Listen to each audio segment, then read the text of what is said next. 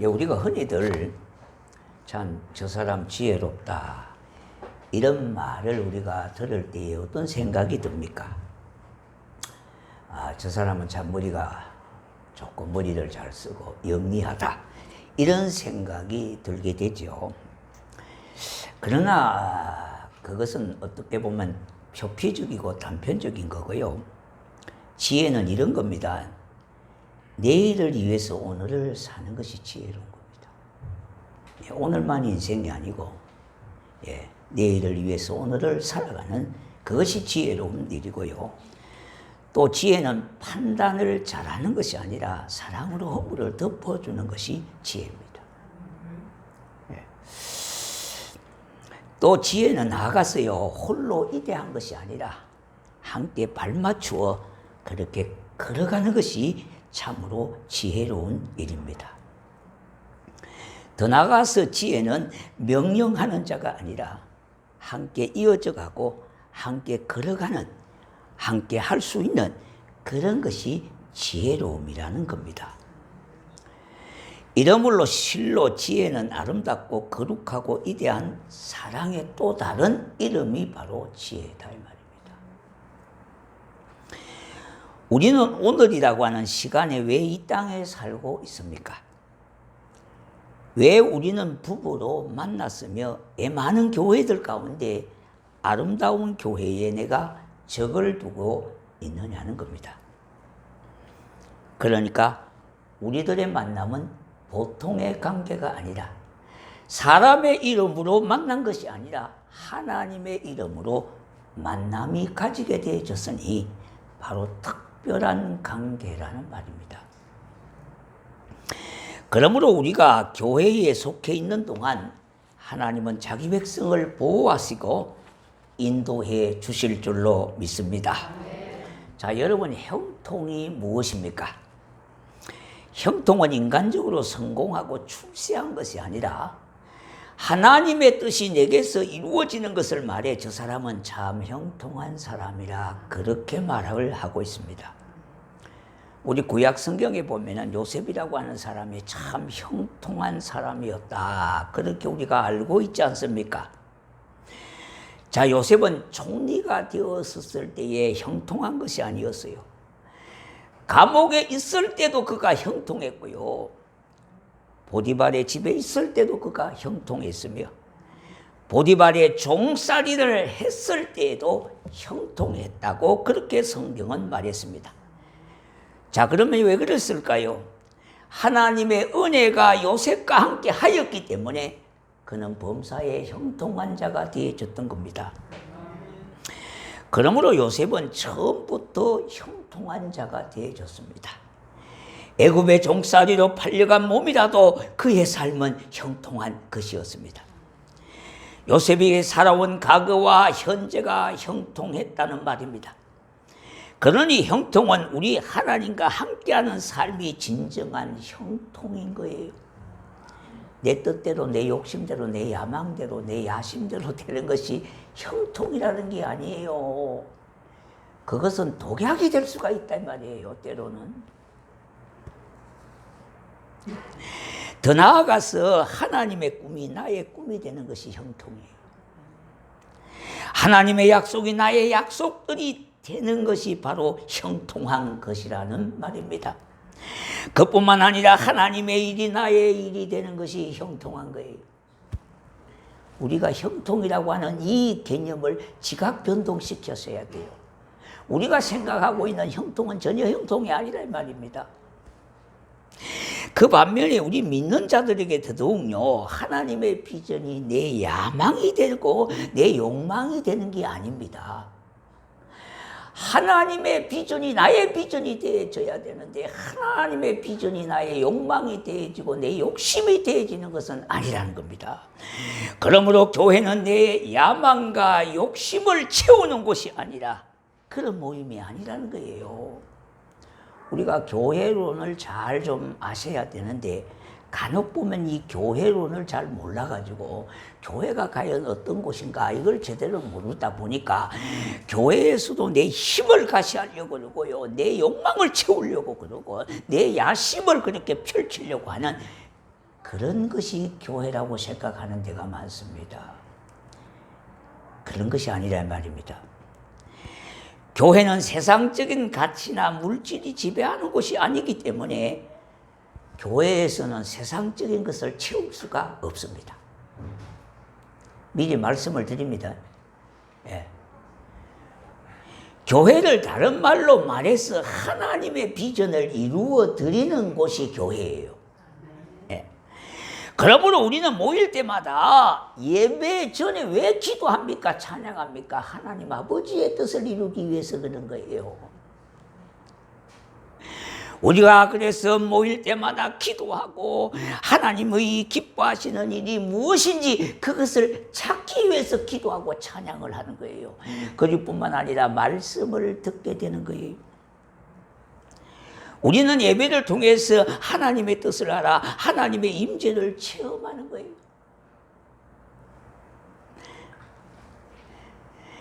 성도의 최고의 축복은요, 하나님의 뜻을 알아 하나님의 영광을 위해 사는 것이 최고의 축복인 줄로 믿습니다.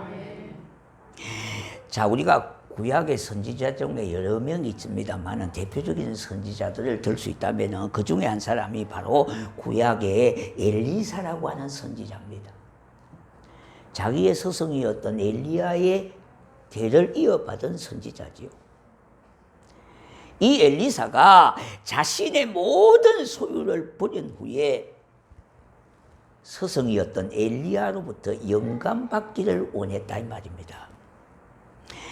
다시 말씀드린다면 엘리야가 가지고 있던 영감을 갑절로 자신에게 임하여 주기를 바랬던 겁니다. 얼마나 꿈이 확실하고 목표가 분명했습니까? 하나님은 우리들에게 세상적인 야망을 주신 것이 아니라 타고난 저마다, 믿는 저마다 우리 개개인에게 사명을 주셨어요. 그래서 타고난 사명이 있다는 겁니다. 그것이 어떻게 보면 내가 져야 될 내 몫의 십자가일 수도 있습니다. 하나님이 주신 사명이 바로 나의 사명이 되고 나의 비전이 되어야 형통한 사람이고 행복한 인생으로 살아가게 되어지는 것이고 결말되어지는 거예요. 우리가 살아가는 동안 하나님의 비전이 내 비전이 되게 하는 이것이 신앙생활이에요. 그걸 제대로 하는 거다 이 말입니다. 하나님은 이미 우리 마음속에 하나님의 청사진을 알려주셨어요. 말씀을 통해서요. 우리가 하나님의 청사진대로 살아가면은요, 하나님은 영광과 존귀와 경배를 받으신다 이 말입니다. 그런데 우리에게는 죄성이 있기 때문에 하나님이 주신 청사진대로 살아가지 아니하고 그렇게 순종하려고 하는 성향이 많지 않아요. 어떻게 하면 불순종하려고 하는 성향으로 가득가득 채워 있단 말입니다. 이 성향에서 벗어나고 빠져나가야 되는 거예요.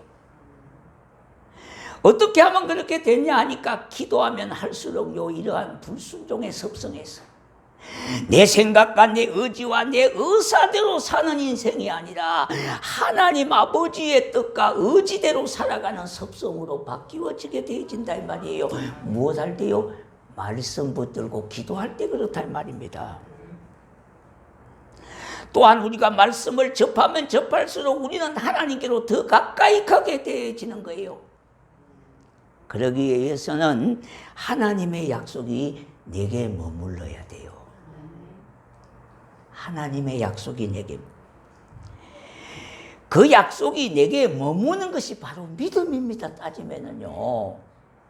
자, 여러분, 우리의 신앙이 때로는 답답하고 답보 상태에 있을 때도 있고요. 우리가 신앙생활을 하면 자꾸 넘어지고 자빠지고 할 때가 많아요. 또 신앙생활을 하면서 수많은 갈등이 앞설 때도 많아요. 왜? 내 생각이 많으면 많을수록 그래요. 그런데 우리가 왜 하나님 아버지의 말씀의 뜻에 그렇게 순종을 깊이 못하는가 하면은 내 생각과 내 의지와 내 뜻을 그대로 가지고요, 하나님의 뜻을 내 뜻대로 맞추려고 하다 보니까 여기에 갈등이 생기고 부조화가 생기고요. 그러다 보니까 믿음이 내게 없다는 것입니다. 우리들의 믿음이 있느냐 없느냐는 바로 다른 것이 아니라 내 속에 하나님의 약속의 말씀을 가지고 있느냐 없느냐와 같은 뜻입니다. 우리가 하나님의 말씀을 많이 듣고 많이 알고 많이 배웠다면은 믿음의 깊이가 깊어야 되고 넓어야 되지 않겠습니까? 그런데 우리는 참 현실적으로 고민스러운 일이 많습니다. 알면 알수록 하나님하고 가까이 지내기는커녕 오히려 멀어지는 경우도 많습니다. 어떻게 보면 차라리 남 놓고 기억자를 모르는 사람이 하나님의 약속을 붙들고 믿음의 삶을 제대로 살아가는 사람이 있는가 하면은 좀 안다고 하는 그것 때문에요. 점점 믿음이 연약해지고 허물어지는 때가 많습니다. 왜? 인간의 지식이 자꾸 들어오니까요. 내 생각이 자꾸 지배하고 있기 때문에 그래요. 그래서 우리가 겉으로 보면 신앙이 그렇더라고 괜찮은 것 같아도요. 이 믿음이 없어요. 왜 그래요? 하나님의 말씀이 그 속에 뿌리 깊이 있질 않아요. 우리가 예풍을 만나면은요, 예, 여러분이 연못에 돌을 던지면은 연못이 넓어질수록 어떻습니까? 그냥 잔잔히 해서 그냥 사그라집니다.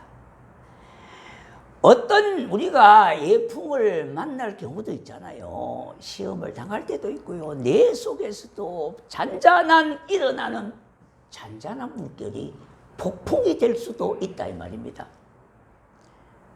어떻게 보면은요, 내 속에 돌 하나가 그야말로 잔잔한 호수로서 파도가 사그러지는 것이 아니라 그것이 폭풍으로 돌변하는 경우도 있다 이 말입니다. 왜 그래요? 마음의 근육이 약해서 그래요. 심리학으로 말하면 그렇게 말하는데요. 우리가 신앙 안에서 말하면은 말씀이 깊이가 없어 그렇다 이 말입니다. 자, 여러분, 똑같은 풀을 뜯는데도요, 젖소는 우유를 내는 능력이 있습니다. 그런데 어떤 동물은 똑같이 먹이를 먹지만은도요, 독을 품고 독을 품어내는 그런 역시 동물이 있습니다.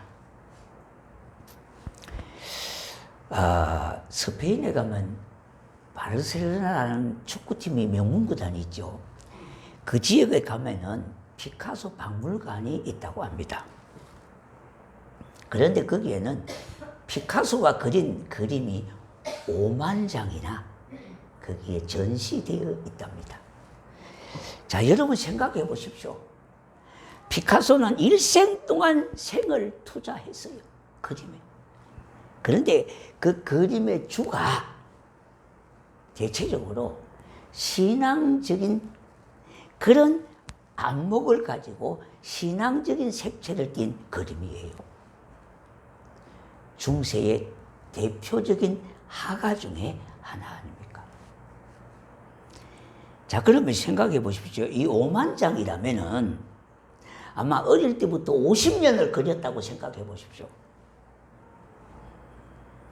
하루에 몇 점을 그려야 5만 장을 그리겠습니까? 1년 365일 50년을 계산하면 하루에 한 장씩 그렇게 그린다 해도 18,250점입니다. 자, 생각해 보십시오. 여기에다 3을 곱해야 5만 장이라고 하는 숫자가 나오게 됩니다. 자, 저와 여러분들은 초등학교 다닐 때에, 중학교 다닐 때에 미술 시간이 있지 않습니까? 그림을 하나 그려오라 그러면은 일주일 내내 끙끙 앓다가 그랬대요. 네. 하루 내 그림을 생각해도 그릴 수가 없어요. 그런데 이 피카소는 하루에 석장석 50년 세월을 그렸다 이 말입니다. 그가 그냥 낙서한 것이 그림이에요, 그림이요. 그런데 그 그림이 대다수가 뭡니까? 명작입니다. 왜 그랬을까요? 피카소는 그림을 그릴 수 있는 능력이 뛰어나다 이 말입니다. 우리하고는 게임이 되지 않아요. 하늘과 땅 차이란 말입니다. 피카소는 그림을 그리는 능력이 있는 사람이에요. 이것은 사람에게 주어진 그림을 그리는 능력의 차이란 이 말입니다. 우리의 신앙도 마찬가지입니다. 똑같이 하나님의 말씀을 듣고 똑같은 말씀을 먹는데도 불구하고 어떤 사람은 생명을 뿜어내는 사람이 있는가 하면은 어떤 사람은 시험 들고 낙심하고 좌절하고 신앙의 도끼를 품어내는 사람이 있다 이 말입니다.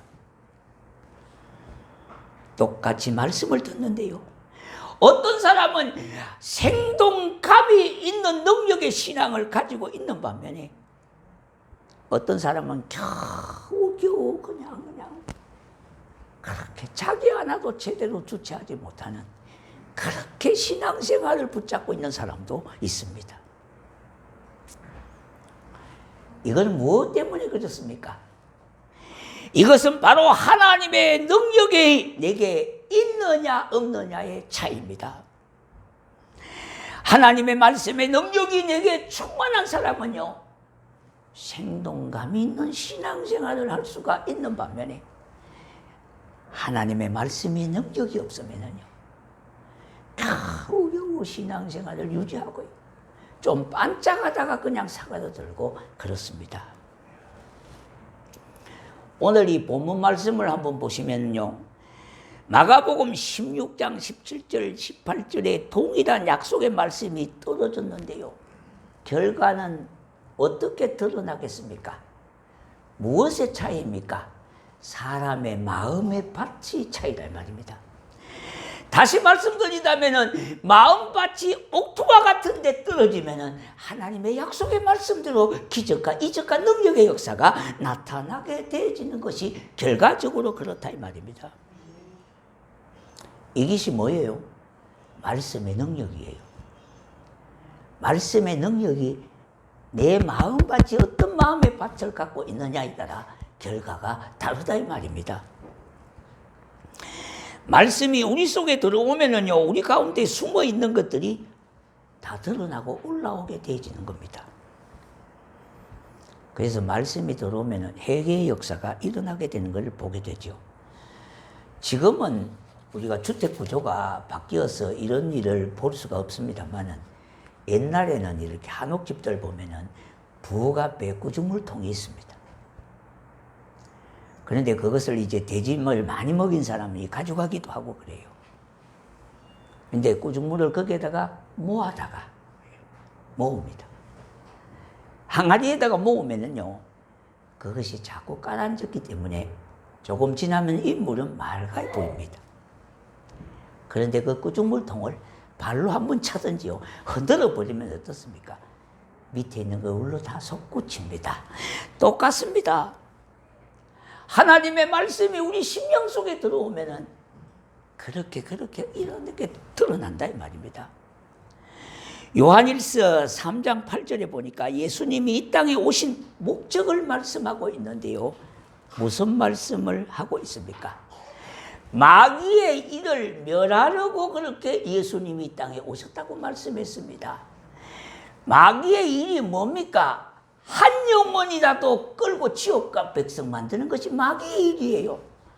한 영혼이 실족해서 하나님을 자꾸 떠나게 만드는 것이 마귀가 하는 일이라 이 말입니다. 그 일을 멸하기 위해서, 멈추기 위해서, 물리치기 위해서 예수님이 이 땅에 오셨다 이 말입니다. 그러므로 예수님이 오시니까 어떻게 해요? 어둠이 사라지고 악한 것이 도망가게 되어지고 온갖 더러운 것들이 다 드러나게 됐습니다. 우리에게 어둠을 갖다 주고요, 원망과 불평과 괴로움을 갖다 주는 악한 영의 역사들이 다 드러나게 되어졌다 이 말입니다.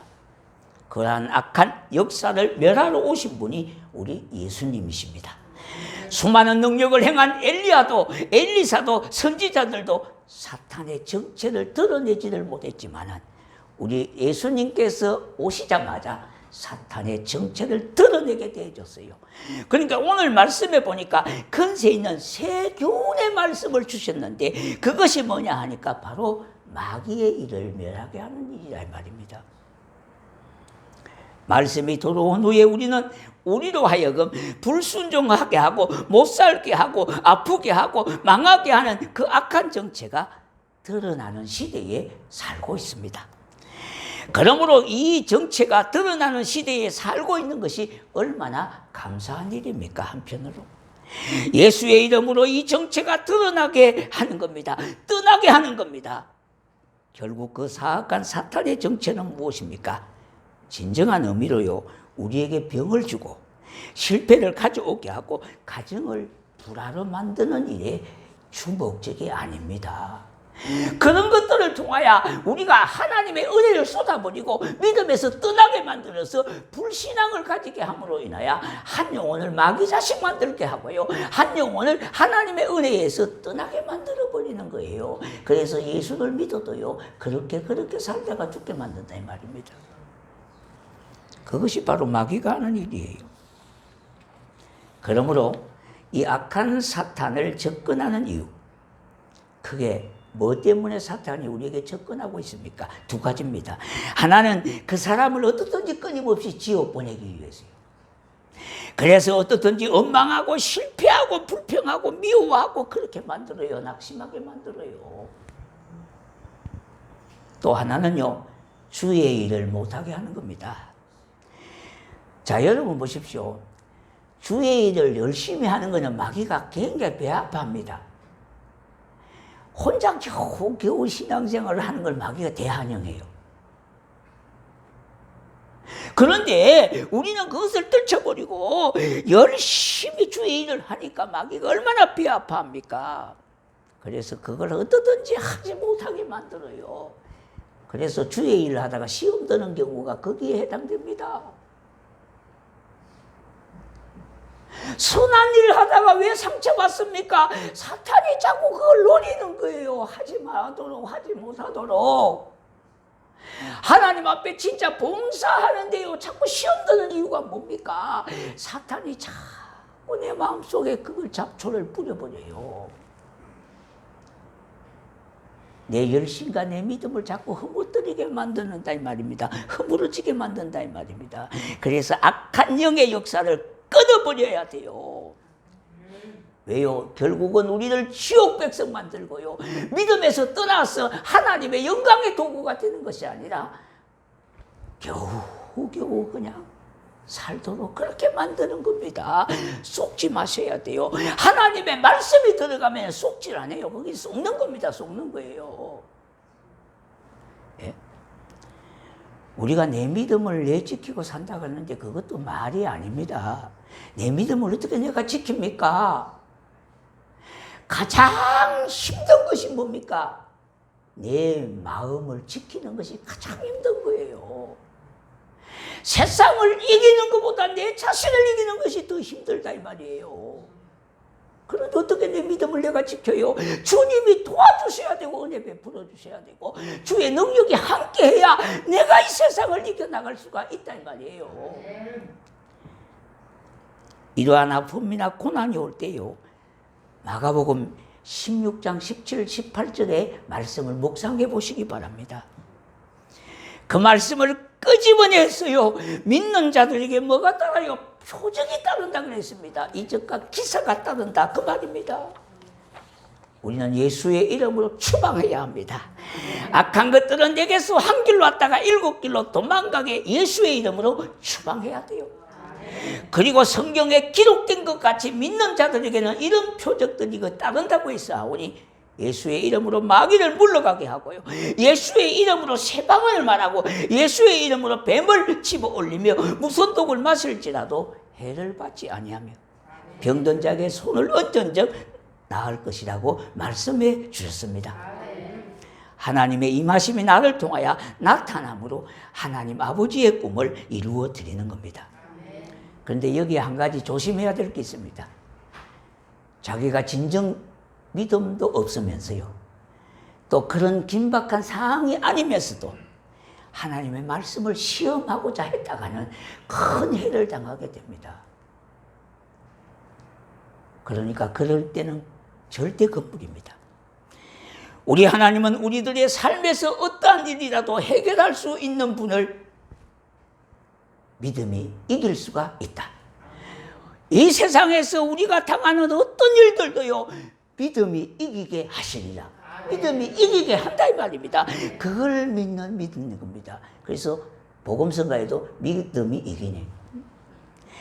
요한복음 10장 10절에 도둑이 오는 것은 도둑질하고 죽이고 멸망시키는 것뿐이요, 마귀는 이처럼 우리의 삶을 도둑질하고 죽이고 멸망시키는 겁니다. 마귀는 우리의 은사를 도둑질하고 우리를 죽이려고 하고요, 우리의 삶을 풍성함을 빼앗아가며 실패하게 우리에게 자꾸 찾아오는 겁니다. 요한복음 6장 33절에 살리는 것은 영이니 육은 무익하니라. 내가 너희에게 이런 많은 영이요 생명이라 했습니다. 주의 말씀은 영이고 영은 살리는 권세가 있기 때문에 내 속에 생명의 말씀이 있는 사람은 살아날 수가 있고 살리는 권세가 있는 줄로 믿습니다. 내 속에 말씀이 있으면 나도 살고 남도 살리는 역사가 일어나게 되는 거예요. 왜냐하면 생명의 말씀이 있는 사람은 거듭남으로 말미암아 영의 부활로 살려주는 영이 되었기 때문에 그래요. 고린도전서 15장 45절에요. 사망을 삼키고 이기리라고 기록된 말씀을 이루리라 했어요. 하신 말씀이 반드시 이루어진다고 했습니다. 사망의 요소는 생명의 요소를 이길 수가 없는 거예요. 그러나 생명의 요소는 사망의 요소를 삼킨 바 되어졌어요. 삼키는 줄을 믿어야 합니다. 삼키는 줄. 또한 생명의 요소는요, 사망의 요소를 이긴 바 되어졌어요. 예수 생명은 모든 것을 이기게 하는 하나님의 능력이 되기 때문입니다. 구약의 다윗처럼요, 원수의 목전에서 내게 상을 베푸시며 승리케 하시는 하나님을 믿고 찬양하는 겁니다. 우리가 이 세상 살면서 현실적으로 어떠한 일이 우리 속에 펼쳐진다 하더라도 믿음이 반드시 이기리라. 원수의 목전에서 내게 상을 베풀어 주시리라. 다윗의 믿음과 고백이 저와 여러분의 고백이 되었으면 합니다. 이 믿음 가지고 우리의 삶의 승리가 내 것이 되게 해야 할 겁니다. 기도하겠습니다. 우리 찬양합니다.